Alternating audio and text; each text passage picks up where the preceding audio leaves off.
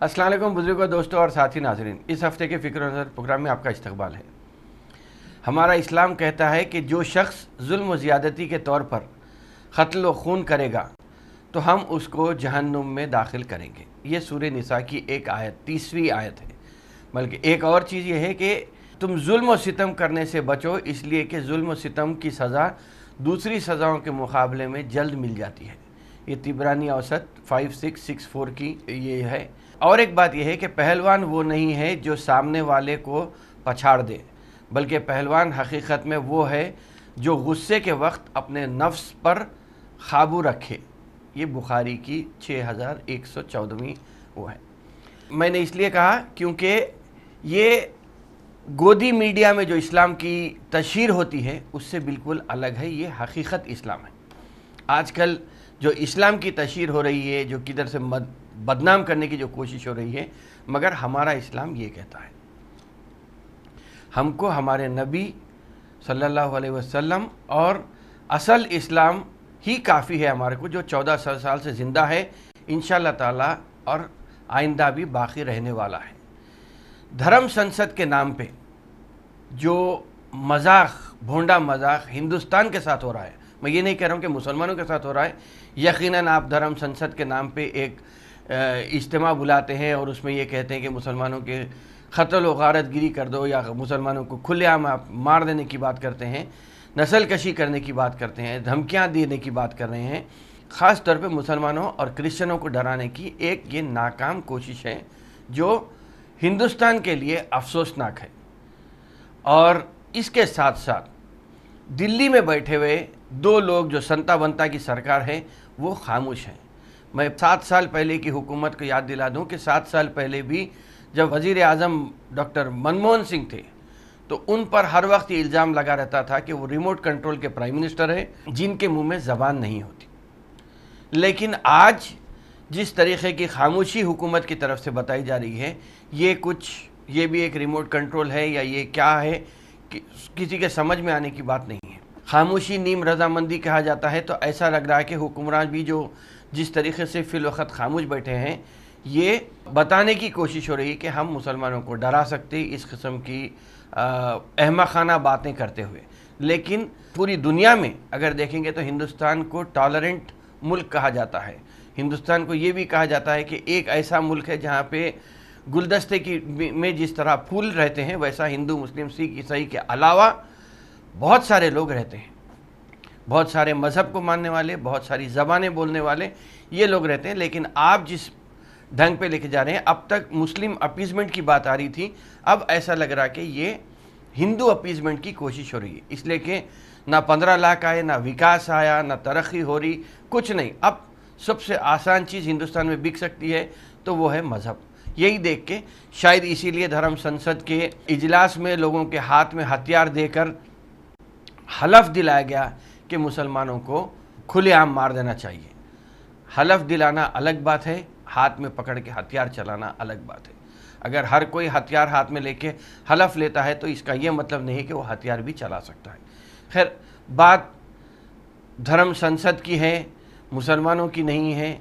या बिलफ़र्ज़ अगर आप मुसलमानों की नस्ल कशी भी करते हैं या गोदरा की तरह अगर आप फिर से रिपीट करने की कोशिश करते हैं, तो हिंदुस्तान में ये माना जाता है, अगर कम्युनिस्टों की फिगर्स को लेके चले तो 20 करोड़ से या 25 करोड़ के करीब मुसलमान हिंदुस्तान में रहते बसते हैं।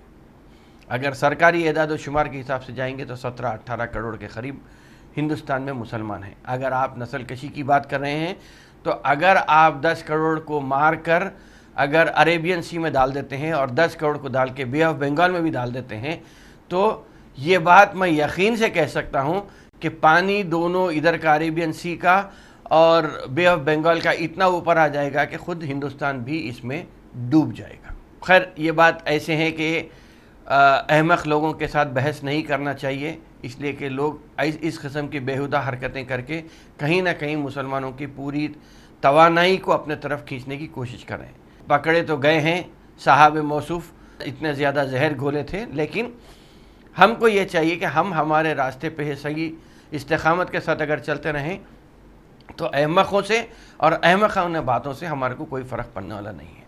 खैर, یہ تو دھرم سنسد کی بات تھی، لیکن اپنی بات پہ اگر کریں گے تو میں یہ کہوں گا کہ ایک رکن پارلیمنٹ، بلکہ رکن پارلیمنٹ اسد الدین اویسی حیدرآباد کے رکن پارلیمنٹ ہیں، انہوں نے اورنگ آباد کے ایک تارا پان شاپ کا ذکر کیا تھا۔ کافی لوگوں کو تکلیف بھی ہوئی تھی، جو پیدا نہیں کر سکتے ان کو خاص طور پہ تکلیف ہوئی تھی، مگر حقیقت کیا ہے یہ اس پہ نظر ڈالنا بہت ضروری ہے۔ 2001 اور 2011 کے ان دو سینسس کے فگرز کو لینے کی کوشش کریں گے تو مسلمانوں کی آبادی کا حساب اپنے دوسرے ہندو بھائیوں اور کرسچن بھائیوں سے زیادہ ہے، لیکن 2001 کا ڈیٹا اگر دیکھا جائے تو مسلم آبادی 2.9%، بلکہ میں یہ کہوں گا کہ مسلم فرٹیلیٹی ریٹ، مطلب ایک عورت اوسطاً 2.99 یا 3 بچے پیدا کرتی ہے، جبکہ دوسروں کو اگر دیکھیں گے جو نان مسلمز ہیں ان کو اگر دیکھیں گے تو 2.51 ریشو ہے، 2.5 بچہ ایک عورت کے، ایک ایوریج جو آبادی کے کیلکولیشن میں لیا جاتا ہے۔ اب آبادی اور عمر کے مقابلے میں اگر دیکھیں گے تو 9 مولود بچے سے 14 سال کی عمر کے زمرے میں اگر ہم پاپولیشن کے حساب سے جائیں گے تو 37.5% مسلم پاپولیشن ہے، وہ کم ہو کر 31.3% 2011 کے سینسس کے حساب سے ہیں۔ شہر اور اضلاع میں مسلم آبادی کم ہوئی ہے، یہ بات اپنی جگہ ہے، لیکن البتہ 15 to 59 ایئرز کے زمرے میں جو مسلمان ہیں، جن کی آبادی کے حساب سے اگر دیکھیں گے تو 57% مسلمان جو تھے وہ 62.4% مسلمان اب فی الوقت 15 سے 59 ایئرز کی یا 60 سال 15 سے 60 سال کے بیچ میں آ گئے ہیں۔ نان مسلم کے مقابلے میں 15 سال سے کم عمر کے مسلمانوں کی آبادی میں حصہ داری اگر دیکھیں گے تو وہ 30% ہے۔ مطلب مسلمانوں کے لیے اسکول دواخانے کی اور زیادہ ضرورت پڑے گی بنسبت نان مسلم لوگوں کے۔ ان کی آبادی کے حساب سے جو فی الوقت جو اسکولز، کالجز، دواخانے جو موجود ہیں وہ کافی ہو جاتے ہیں۔ یہاں پہ میں یہ بات کہہ دوں گا کہ آبادی جس حساب سے ہماری آبادی کا تناسب ہے اس میں ایک اویسی دواخانہ یا اسرا دواخانہ سے کام نہیں چلے گا، بلکہ ہمیں مسلم گنجان آبادی والے ایریاز میں اور زیادہ اسکولز کھولنے پڑیں گے اور دواخانے کھولنے پڑیں گے، اس لیے کہ صحت کے معاملے میں بھی مسلمانوں کا بہت برا حال ہے۔ قومی سطح پہ پورے ہندوستان بھر میں اگر دیکھیں گے تو ینگ مسلم پاپولیشن جو ہے وہ 36.4% ہے، اور اضلاع میں اگر جائیں گے تو یہ 32% ہے۔ مجموعی فگرز اگر دیکھیں گے تو یہ 36.4% ہوتے ہیں۔ تلنگانہ کے حساب سے اگر جائیں گے تو 38.5% ہے، تو اس میں یہ کہا جا سکتا ہے کہ ہم زیادہ ہیں۔ عمر کے اگر حساب سے جائیں گے تو 29% دوسرے ہیں، اور جبکہ شہری حدود میں 37% ہماری آبادی رہتی بستی ہے۔ تو آبادی کے تناسب سے تو ہم برابر چل رہے ہیں، بلکہ کوئی جگہ پہ ہم زیادہ بھی ہو رہے ہیں، لیکن کیا ہمارے پاس انفراسٹرکچر وائز اور روزگار کے مواقع، مطلب حکومت پہ انحصار کرنے کے بجائے ہمیں ہمارے خود روزگار کے مواقع بنانے کے لیے ہر ایک کو ایک جگہ آنا ہے، تاکہ ہم ہماری قوم کی ترقی کو 100% یقینی بنائیں، نہ کہ 15 لاکھ اور وکاس کے چکر میں جس طرح 100 کروڑ لوگوں کو بیوقوف بنایا جا رہا ہے ویسا ہم کرنے سے بچ سکتے ہیں، بنسبت ہم اگر ہمارے بچوں کو تیار کر کے سیلف امپلائمنٹ کی طرف یا گورنمنٹ سے ہونے والے جو اسکیمز ہیں اس میں کہیں نہ کہیں ان کو مشغول کر کے آگے بڑھاتے ہیں تو ہی ہماری قوم کی ترقی ہو سکتی ہے۔ یہ بات تو ہے، لیکن اب کس طرح ہم اپنی حکمت عملی بنائیں گے وہ آگے دیکھتے ہیں کہ اور نئے اور کیا مسائل ہمارے سامنے پیش آ سکتے ہیں، قومی سطح پہ ہو یا تلنگانہ کی سطح پہ ہو۔ اس پہ ہم پہلے مسائل پہ بات کریں گے، پھر مسائل کے حل کے اوپر بھی ہم آگے بات کریں گے۔ ہر پروگرام میں ایک چھوٹی بات آپ کے سامنے اس لیے رکھ رہا ہوں کہ سمجھنے میں آسانی ہوتی ہے، اور ایک مسئلے پہ ہم گہری نظر کے ساتھ آگے بڑھ سکتے ہیں، اور حل کرنے کے ٹائم پہ جب آئیں گے تو پھر اس میں بھی کس طرح ہم ہماری حکمت عملی بنانا چاہیے، اور کس طرح لوگوں کو، خاص طور پہ جو مسلم یوتھ ہے ان کو باضابطہ مین سٹریم میں لانے کے لیے کیسا انگیج کرنا چاہیے، یہ اس پہ بھی ہم آگے کے پروگرامز میں بات کریں گے۔